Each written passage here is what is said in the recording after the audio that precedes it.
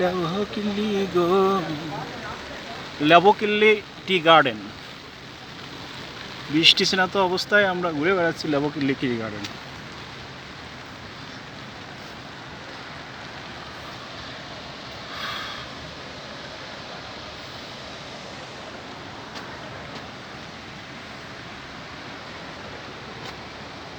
লেবকিল্লি